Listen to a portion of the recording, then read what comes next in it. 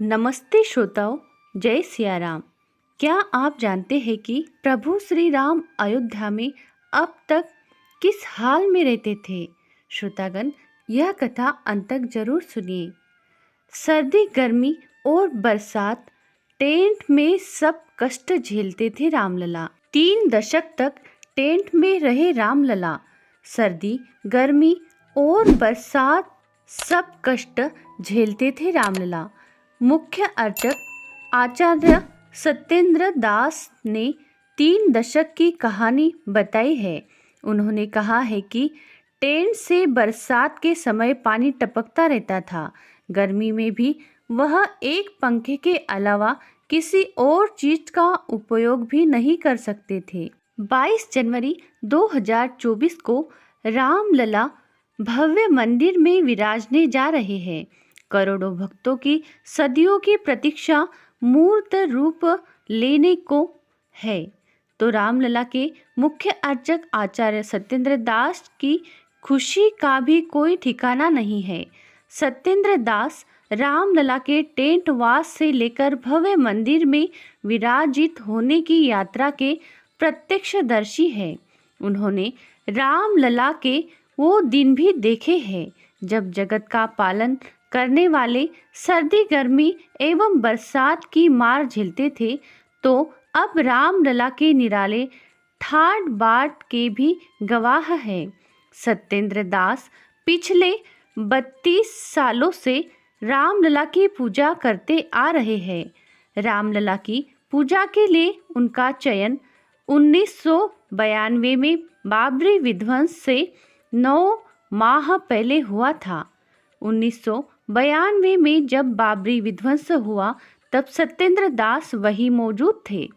सत्येंद्र दास बताते हैं कि विध्वंस यह घटना सुबह 11 बजे हुई थी। इस घटना के बाद रामलला टेंट में आ गए।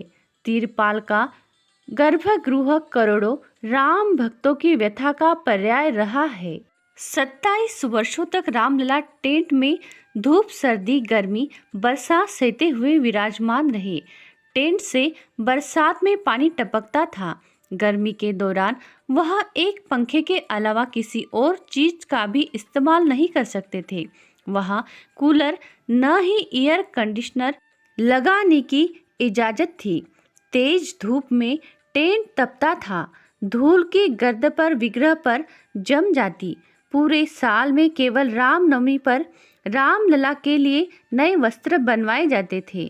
पर्व एवं त्योहार केवल परंपरा निर्वहन तक ही सीमित रहते थे।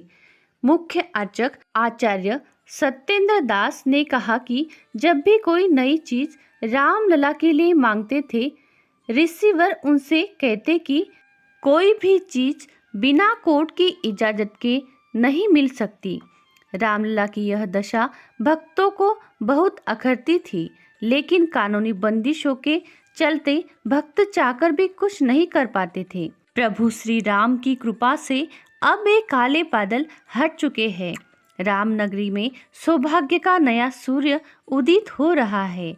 रामलला को भव्य मंदिर में विराजित होते हुए देखने की व्यग्रता ऐसी है कि शब्दों में बयान नहीं की जा सकती। जानिए, टेंट में रामलला थे तब किस प्रकार का उनका रहन सहन था।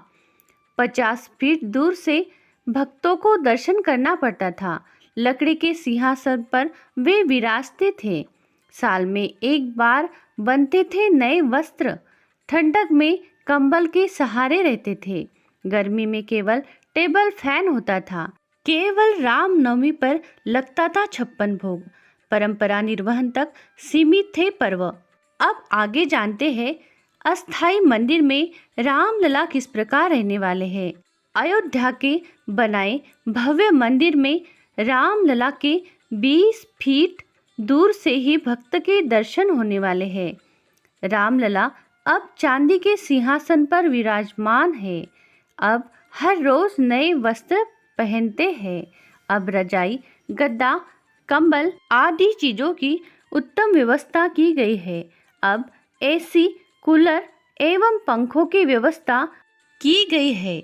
अब हर उत्सव और त्योहार पर 56 भोग लगता है। अब हर उत्सव में होते हैं भव्य आयोजन।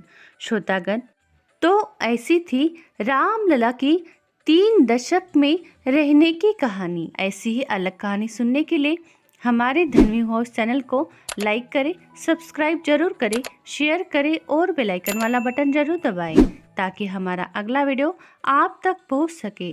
श्रोतागण, कमेंट में जय सिया राम जरूर लिखें। कथा अंत तक सुनने के लिए आपका बहुत बहुत धन्यवाद। बोलो जय सिया राम।